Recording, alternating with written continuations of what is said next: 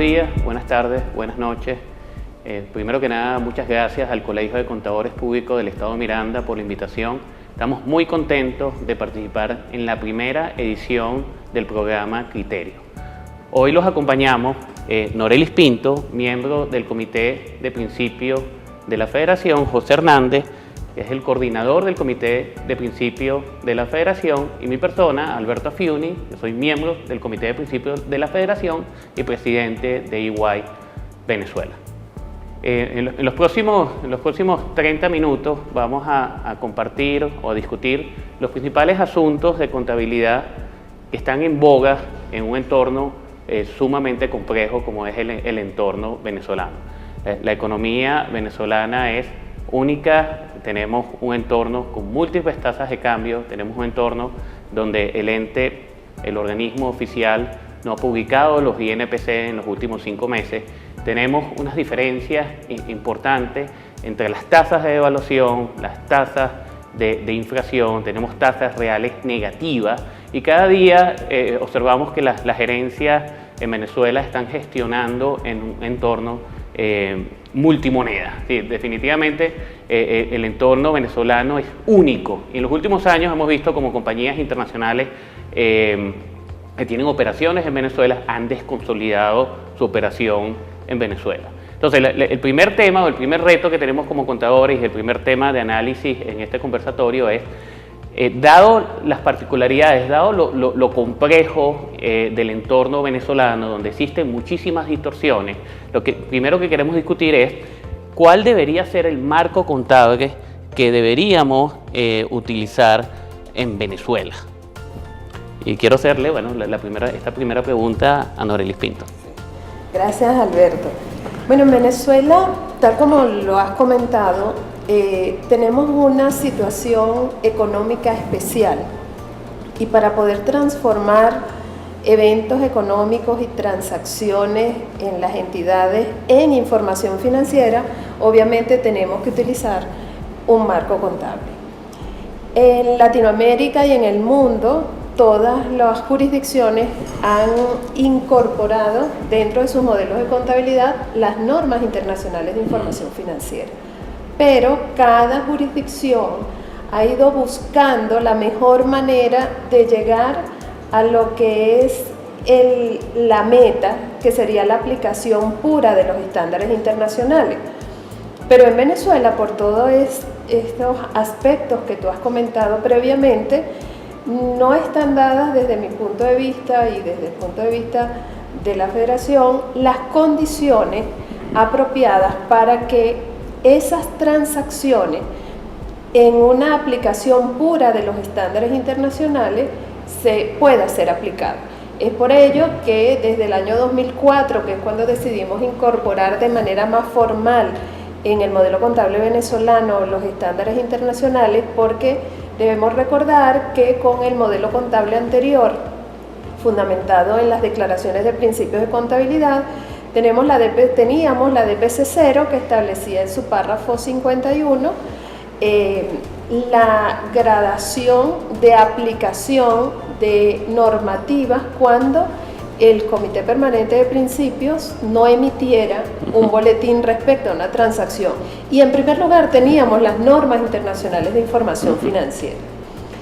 En 2004 decidimos incorporarlas ya como la base fundamental.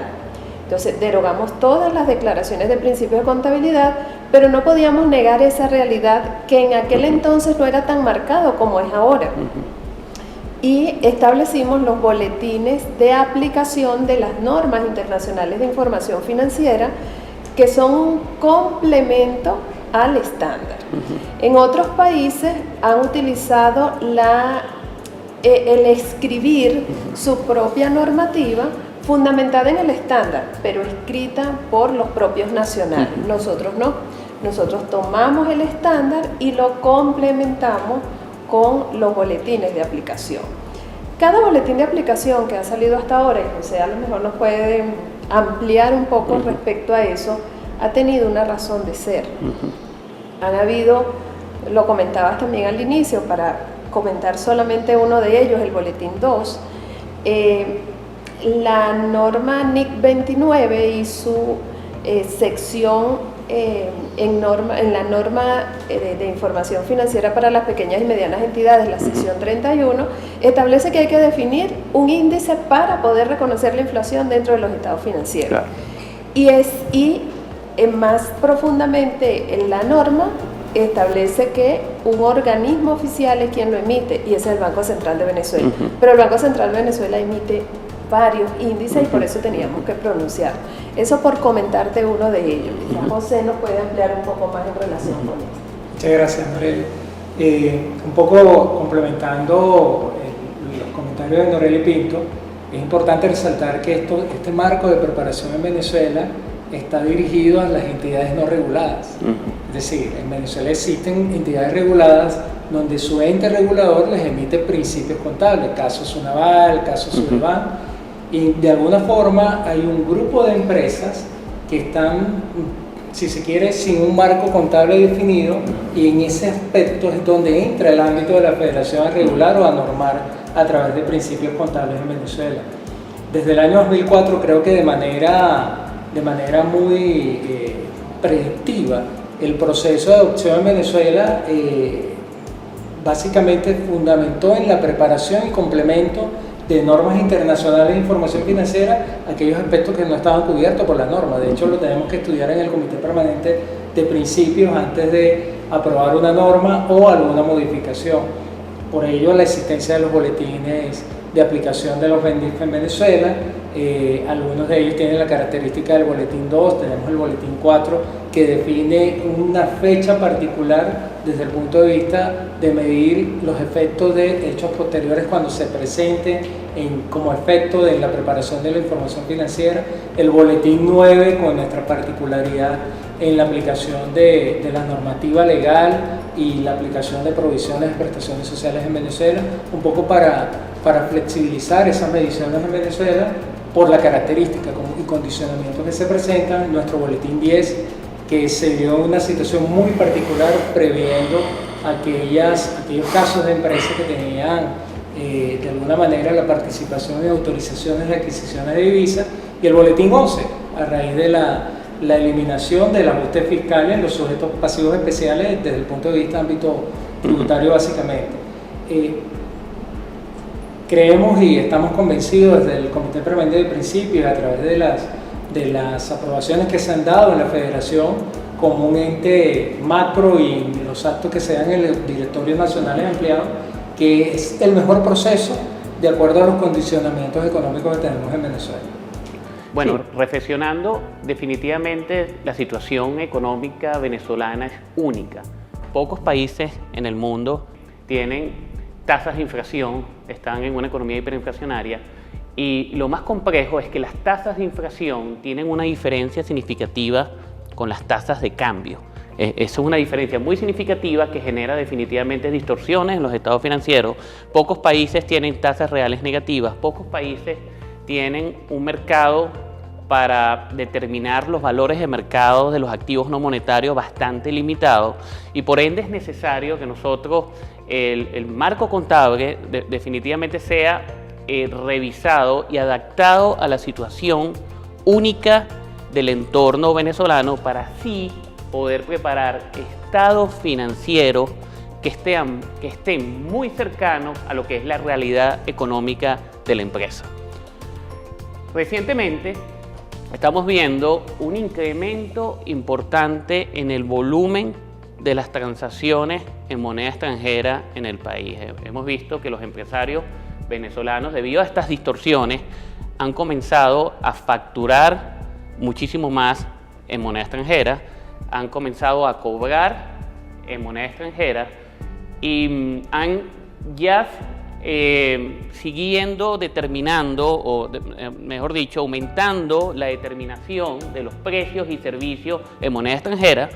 Y eso significa que posiblemente tengamos que reflexionar y analizar cuál debería ser la moneda funcional para tratar de evitar que estos estados financieros que se preparan tratar de evitar que no sean útiles, es decir, que sean estados financieros útiles, oportunos, que ofrezcan información financiera útil y oportuna que nos permita la mejor toma de decisiones. En relación con moneda funcional, como ya sabemos, tenemos un estándar. En ese estándar se establece cómo definir la moneda funcional. Siempre debo hacer el énfasis en una economía con unas condiciones que no son las condiciones económicas que tiene Venezuela. En el Comité Permanente de Principios de Contabilidad se está planteando la realización de ese estudio. No para definir, porque está claro que la moneda de curso legal en Venezuela es el bolívar, eso está claro. También debemos tener claro que en información financiera, aun y cuando la moneda de curso legal de la jurisdicción donde está la entidad sea una determinada moneda, caso Venezuela el bolívar, no necesariamente la moneda funcional de la entidad, que es un término técnico financiero, coincida con la moneda de curso legal en el país.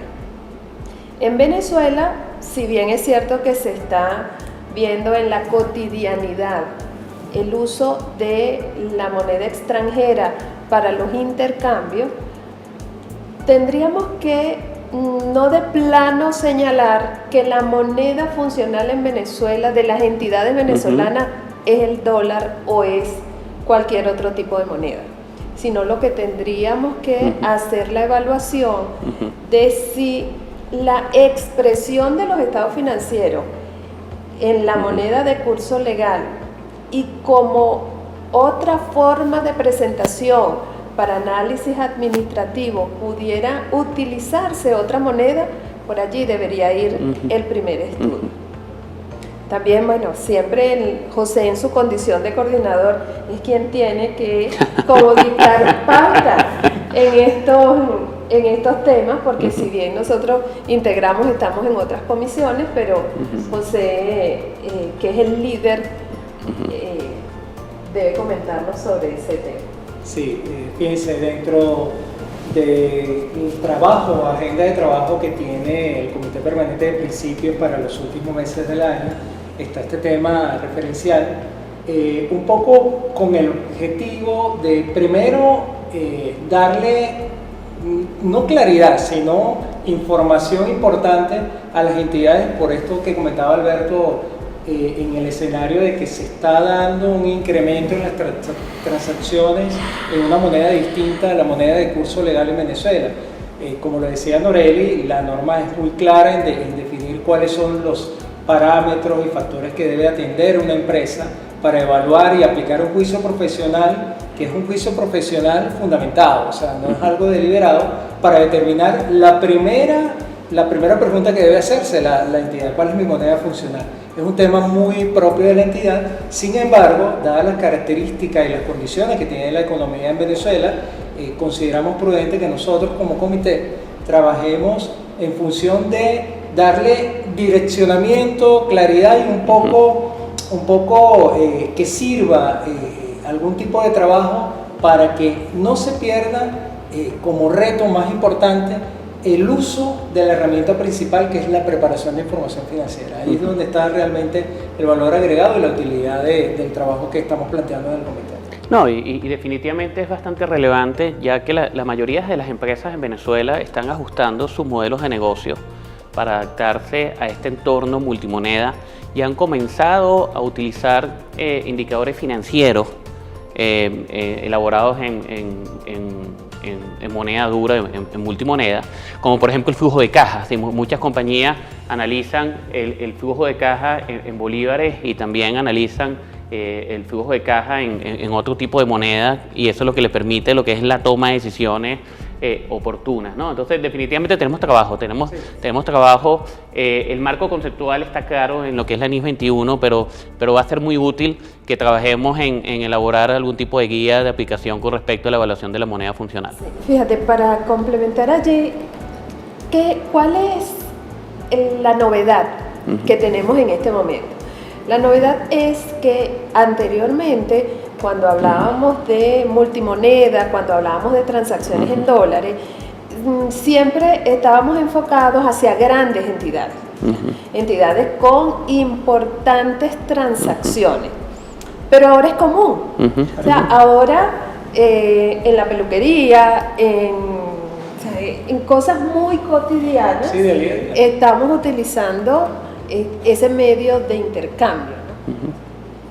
Porque muchos nacionales han logrado tener acceso a esa moneda de la forma que sea.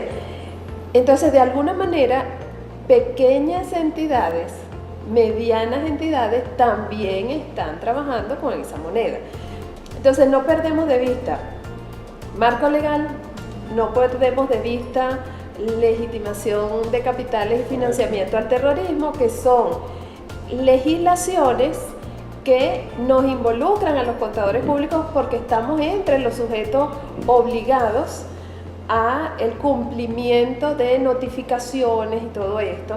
Entonces, el tema de moneda funcional, el tema de manejo de cobros o de transacciones en monedas distintas al bolívar es, como dice José, un tema. Sí, Sí, adelante, por favor, José. Sí, y muy corto, evitar quizás la ligereza en la definición, porque no es lo mismo facturar en dólares que estar dentro de un entorno donde la divisa sea, o la moneda funcional sea, una moneda distinta a la moneda local, que en este caso es el bolívar. Sí, y definitivamente tenemos una apreciación de la tasa de cambio, como lo mencioné al inicio, no necesariamente los niveles de inflación van al mismo ritmo de los niveles de devaluación y eso genera distorsión. Y hablé al inicio que muchas compañías desconsolidaron sus estados financieros, pero fíjense que en Europa, por ejemplo, el regulador español fue un poco más proactivo y para tratar de evitar esas desconsolidaciones, aprobaron el uso de esas tasas sintéticas para fines de consolidación. Y esa tasa sintética lo que buscaba era tratar de normalizar esa sobrevaluación que existía en ciertos activos para normalizarlos a lo que era ese valor de mercado. Y realmente estos estados financieros estar muy cercanos a lo que es el valor de mercado de los activos y que los estados financieros reflejaran lo que es la realidad económica. Entonces eso es lo importante tenemos un marco conceptual que es bastante interesante. Simplemente, tenemos que adaptarlo a través de una guía de aplicación, a través de un proceso de divulgación a lo que es la realidad económica venezolana. ¿Okay? INPC. Tuvimos muchísimo tiempo sin la publicación de los INPC por parte del Banco Central de Venezuela. El comité de principio fue bastante proactivo con la emisión de diferentes normas, guías de aplicación y aclaratorias. En algún momento, me acuerdo en diciembre del año pasado, teníamos diferentes estimados de inflación por parte de los expertos y las diferencias eran sumamente significativas. En el pasado también tuvimos un cálculo simplificado donde la inflación, me recuerdo, era aproximadamente 226% y era muy diferente a lo que era la inflación real. En Venezuela, el único ente que cuenta con el número de personas necesarias para medir la inflación es el Banco Central de Venezuela. Por ende, las compañías han tenido que realizar estimados. El Banco Central publica los INPC a comienzos de este año y ya tenemos 4 o 5 meses, posiblemente el 30 de septiembre, sin la emisión de lo que son los INPC. ¿Cuál debería ser el tratamiento contable de ese cambio de estimados al momento que el Banco Central vuelva a publicar los INPC? Y la segunda pregunta, ¿cuál es la reflexión con el tratamiento contable con respecto a la publicación de los primeros, de los últimos 3 años más el primer cuatrimestre de dichos INPC por parte del Banco Central de Venezuela? Bueno, muchas gracias, que no sea como un acto poco gentil para con Lorel. Me tocó iniciar en la respuesta. Indudablemente sí.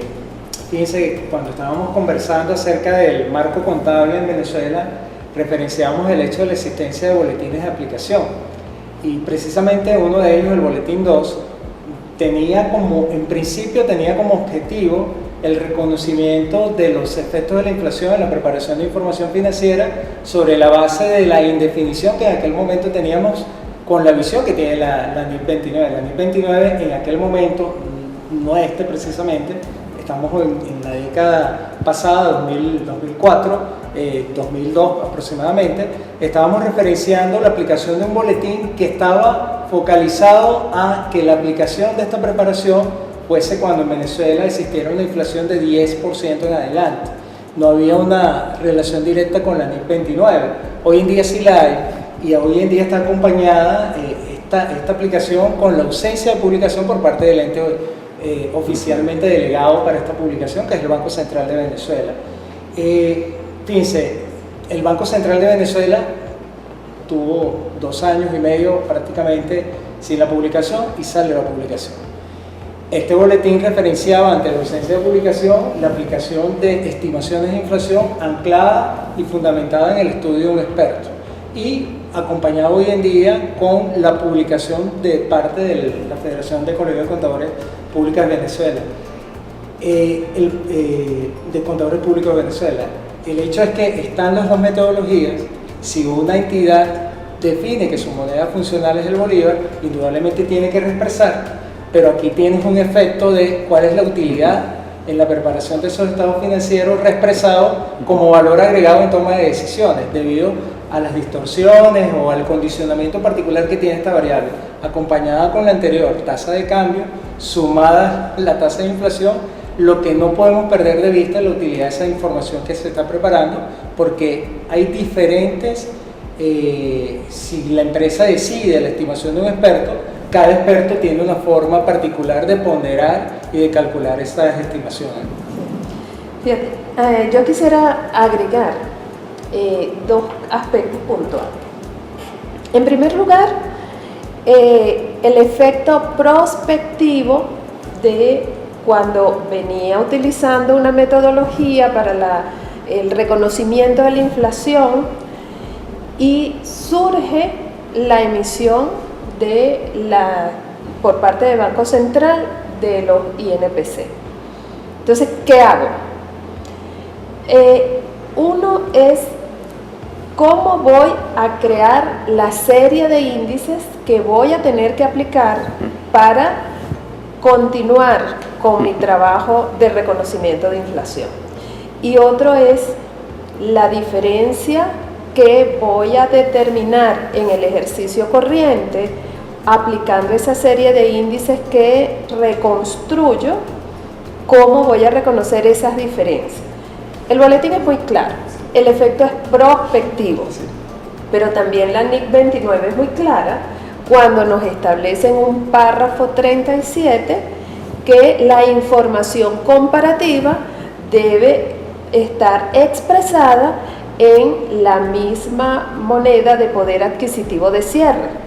Eso nos hace concluir que yo debo reconstruir entonces nuevamente mi información del ejercicio comparativo con los mismos parámetros que estoy utilizando o la misma serie de índices para mejor expresión que estoy utilizando para reexpresar los estados financieros de cierre. Pero claro, para quienes nos oyen, el efecto se reconocerá prospectivo, es decir, en este ejercicio y en los subsiguientes. Ya la información financiera que aprobé con la reexpresión sobre la base de cualquiera de las 2 metodologías que establecía el boletín 2 en su momento, bien aplicada, está bien elaborada. Todas las decisiones que se tomaron bajo el esquema o con base en esos estados financieros es una información, son unas decisiones acertadas respecto a en cuanto a información financiera se refiere. No quiere decir con ello que los estados financieros anteriormente tenían errores, porque el error, tal como lo define los estándares internacionales, se va a suceder cuando omites información que conocías, y en este caso no la conocía. También quisiera acotar en relación con lo que hemos venido conversando a lo largo de estos segmentos. Y siempre me hago la pregunta, en el marco de estándares internacionales, ¿puedo desaplicar un estándar? Y la respuesta es sí, porque la propia norma internacional me establece que en situaciones extremadamente raras donde la aplicación de una norma internacional haga que los estados financieros pierdan el objetivo para el cual están diseñados, yo tengo la justificación para yo desaplicar la norma. Y la otra es, ¿puedo generar una política de contabilidad propia? Y la respuesta también es sí, porque también el mismo estándar nos establece que cuando se den transacciones o eventos inéditos que las normas internacionales no las aborden, debo generar una política de contabilidad propia. La gerencia debe abordar una política de contabilidad propia. Pero en Venezuela, quien ha tenido la responsabilidad de orientar esas políticas de contabilidad a disposición de las entidades ha sido siempre la Federación de Colegios de Contadores Públicos de Venezuela, y por ello esos boletines de aplicación de que hemos venido conversando. Sí, bueno, y sigo reflexionando. Yo creo que los estados financieros, y más en una economía como la venezolana, tienen que reflejar información que esté lo más cercano posible a la realidad económica, y tiene que ser información oportuna, ¿no? Y yo creo que en estos análisis es muy importante el tema, el análisis de costo-beneficio, ¿no? Y si realmente es practicable, bueno, esta reestructuración o esos análisis, y que realmente si los estados financieros se alejan o no de lo que es la realidad económica, ¿no? Y pongo un ejemplo también a reflexionar, que está relacionado con los activos, con la realización de los activos no monetarios. Y tenemos diferentes índices de precios estimados por expertos cuando el Banco Central no publica. Tenemos diferentes o una relación o una diferencia muy significativa entre las tasas de inflación y tasas de evaluación, diferentes metodologías, y eso atenta hacia la posibilidad de sobrevaluación de activos no monetarios. Y adicionalmente, en economías hiperinflacionarias es muy común el uso de avalúos. Es el uso común de avalúos, calcular el valor razonable que está estipulado en las normas para de alguna forma protegerse y reflejar un valor mucho más cercano a lo que es la realidad económica. En esos casos se genera un superávit por revaluación. Y la pregunta que les tengo es si ese superávit por revaluación, desde el punto de vista contable, ustedes lo consideran capitalizable. Una pregunta un poco difícil. Yo comenzaría por señalar la capitalización del superávit. ¿Es un tema contable o es un tema legal? Claro. ¿Okay? Yo voy a abordar en mi condición de abogado el tema legal, y le voy a ceder a José el tema contable. ¿Okay? ¿Qué ocurre con la Paquirri?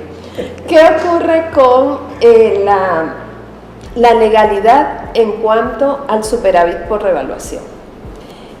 Nosotros tenemos un Código de Comercio que data de 1957, su última reforma. Obviamente, en las terminologías y lo que aborda, a pesar de, desde mi punto de vista, el Código de Comercio es un código de avanzada desde su momento de esa modificación, porque hoy, después de tantos años, sigue aún vigente y sigue soportando la teoría de transacciones modernas, comercio electrónico, etc. En ese Código de Comercio se establece la distribución de dividendos. Si vamos a enmarcar la capitalización del superávit por revaluación en la capitalización de dividendos que genera la emisión de nuevas acciones, voy a estar en presencia de el cumplimiento de otro aspecto que está contenido dentro del Código de Comercio, que es que deben estar líquidos y recaudados. Ahí es donde entramos en la discusión que el superávit por revaluación es una expectativa, entonces no cumpliría jurídicamente hablando ese aspecto. El otro punto que también desde el punto de vista jurídico es que tenemos la resolución 019. En la resolución 019 se establece aumento de capital por corrección monetaria. Corrección monetaria, todos sabemos que es un procedimiento integral y estaríamos entonces en lo que nosotros hemos colocado en los boletines de capitalizar la actualización de capital y hacer una remedición del valor unitario de la acción, pero no en el enfoque de el superávit por revaluación, generar nuevas acciones con ese importe. El aspecto contable, siendo que esto tiene un área legal y un área contable, pasará a José. Sí, fíjense, la característica de este procedimiento, primero, la definición de la política contable de la compañía, ese es el primer hecho. La compañía tiene que escoger entre el modelo de revaluación y el modelo del costo, en este caso reexpresado. Si la compañía en su política tiene el modelo de revaluación, comentaba Alberto, por el tema de las distorsiones que existen en las mediciones de la variable inflacionaria y cambiaria y todo el procedimiento de cálculo del valor razonable de la propiedad, planta y equipo, estamos en la premisa de que esta compañía, en su aplicación del modelo política contable, modelo de revaluación, en la medición tuvo un mayor valor, porque también podemos tener la posibilidad de que tengamos un menor valor, pero no es el caso que nos ocupa. En este caso, la compañía, al calcular el valor razonable y compararlo contra el costo reexpresado, fíjense bien, la aplicación de un marco contable completo, o sea, costo reexpresado comparado con ese valor razonable, y surge este mayor valor que va directamente reconocido a una cuenta específica superávit por revaluación. Tiene una característica financiera, de hecho tipificada en la propia NIC 1 y tipificada en un boletín nuestro también, el boletín 5. ¿Cuál es esa característica? El otro resultado integral es, por definición y por todas estas evoluciones que hemos tenido a nivel de la ciencia contable como tal, nosotros hemos definido históricamente en esta ciencia partidas que son devengadas, partidas que no son devengadas, partidas que están realizadas y no realizadas, y en este particular hecho, el otro resultado integral es un resultado no realizado, tipificado en la propia norma y tipificado por el boletín 5. Y empalmando a lo que comentaba Noreli en el aspecto legal, la utilidad líquida recaudada financieramente está enlazado al concepto de la tipificación realizado o no. Y al no estar realizado, obviamente no está disponible no es utilidad líquida desde el punto de vista legal. Yo quiero de alguna forma, a pesar de que fue una pregunta muy puntual el tema de la capitalización, el hecho de cómo llegamos a ese mayor valor. Un poco por los condicionantes que tenemos en la economía hoy en día en Venezuela, con los niveles de inflación que tenemos hoy en día, anclados en el estudio del experto, más allá de que sabemos que potencialmente el Banco Central en algún momento pueda publicar, existe alta probabilidad de que ese mayor valor realmente no exista. Y de alguna forma el anclaje de ese valor razonable buscado en la propiedad, planta y equipo, identificando un mercado como tal, conociendo también los condicionantes existentes en los mercados que tenemos hoy en día en Venezuela, o como mercado particularmente en Venezuela, es muy probable que la medición de esa propiedad, planta y equipo esté más apuntando hacia valor de uso que hacia un valor razonable mirando al mercado, y potencialmente nos pudiésemos llevar una sorpresa específica, mucho antes de llegar a la medición de un superávit por revaluación. Pero en el supuesto caso de que esa evaluación te lleva a un superávit por revaluación, indudablemente esta partida financieramente no cumple con el requisito de realizado y legalmente no está disponible para capitalización. Pero yo creo que también tendríamos que evaluar administrativamente y no perdernos en la capitalización, no como aumento de capital per se, pero sí tendríamos que evaluar si hay alguna utilidad administrativa dentro de ese superávit por revaluación o dentro de esa partida en específico. También en el Comité de Principios hay un estudio, y hay un estudio completo, valor razonable, porque superávit por revaluación implica la determinación de un valor razonable. Valor razonable implica la aplicación de unas técnicas por unos expertos en esa materia, que también tienen dificultades para poder establecer con fiabilidad las variables que deben tomar en consideración a los efectos de poder llegar a informarnos ese valor de mercado o ese valor que debería ser razonable para yo determinar. Valor en uso, comentaba José. Entonces no es solamente el valor que me determine el experto lo que yo para efectos de información financiera debo tomar, porque también tengo que medir el valor en uso para establecer si efectivamente ese importe que me está informando ese profesional cumple con las condiciones financieras para yo poder llegar a cuánto es el verdadero superávit por revaluación. Ahora, tendríamos que reflexionar administrativamente qué puedo hacer yo con ese superávit por revaluación. Claro, y siguiendo o reflexionando, el principal estado financiero en economías hiperinflacionarias es el flujo de caja, pero igual tenemos que focalizarnos, y eso es un gran reto que tenemos como contadores, por ejemplo, en el estado de resultados, asegurarnos que ese estado de resultados realmente no se aleja de la realidad económica de las empresas. Hoy por hoy vemos el REME, si vemos el peso que ha tenido el REME a diciembre del año pasado y en los cortes trimestrales, el REME en algunos casos son 3 o 4 o 5 veces el monto de los ingresos, el monto de las ventas. Y si no vamos al balance general, un poco el mensaje que ustedes están dando, que es muy relevante, es, bueno, tengan cuidado con los activos no monetarios, tengan cuidado con los estudios de expertos, que esa data realmente sea fiable y que no vaya a generar una sobrevaluación de activos que se aleje de ese valor razonable, ¿no? Porque tenemos que buscar nuevamente preparar estados financieros que sean realizables, realmente estados financieros que se acerquen a lo que es la realidad económica. Esos activos no monetarios tienen que estar muy cercanos a lo que es el valor razonable o el valor de mercado que refleja lo que es el valor también, lógicamente, de la empresa per se, ¿no? Fíjate, Alberto, comentábamos y nos hemos paseado por 3 variables importantes que hoy en día están en un escenario de incertidumbre: tasa cambiaria, tasa de inflación y la tasa de descuento. Y lo que más rescato y de alguna forma quiero dejarlo también como mensaje es que en esa aplicación del juicio profesional, en la determinación de variables para la medición de partidas en los estados financieros, este juicio profesional esté bien fundamentado.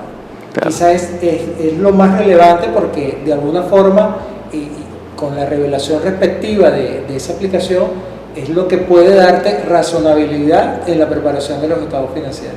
Claro, y algo que es una opinión netamente personal, yo no estoy de acuerdo con la desconsolidación porque tengas una ausencia de intercambio temporal o porque no puedas preparar estados financieros razonables. Yo creo que lo que se tiene que trabajar es un poco lo que estamos haciendo en el Comité de Principios de la Federación, lo que están haciendo los contadores venezolanos, lo que también han hecho los europeos, de tratar de buscar, posterior al análisis del marco contable o de las diferentes normas internacionales de información financiera, tratar definitivamente de interpretarlas y en algunos casos, cuando sea necesario, adaptarla a lo que es la realidad venezolana para poder ayudar a los contadores a preparar información financiera que sea útil, oportuna y que no se aleje de lo que es la realidad económica producto de lo que es el negocio de las empresas venezolanas, ¿no? Entonces es el momento de trabajar de forma conjunta. Los invitamos a todos a trabajar de forma conjunta, elaborar los diferentes análisis. Como parte del Comité de Principios seguiremos trabajando en esos análisis. Creo que tenemos muchas todavía cosas por hacer debido al entorno que es sumamente dinámico y bueno, y hoy más que nunca nos sentimos, orgullosos de ser contador público en Venezuela. Ya para cerrar, diría que solo trabajando juntos podemos seguir adelante. Y en como dice Alberto, en esta economía tan dinámica que tenemos, los contadores públicos debemos dar respuestas. Y la forma de dar respuesta es a través de los estudios que promueve el Comité de Principios, pero muy importante, la participación de cada contador público en las consultas públicas que el Comité de Principios a través de Federación Virtual establece. Tienen un plazo, 30 días. Envíen toda la información que ustedes consideren que debe ser analizada para que el Comité de Principios tenga una gran cantidad de opiniones y podamos entonces incluir los puntos de vista de cada uno siempre dentro del entorno técnico que ha marcado el trabajo del Comité de Principios a través de estos 46 años de ejercicio profesional. Muchísimas gracias. Muchas gracias. Muchas gracias.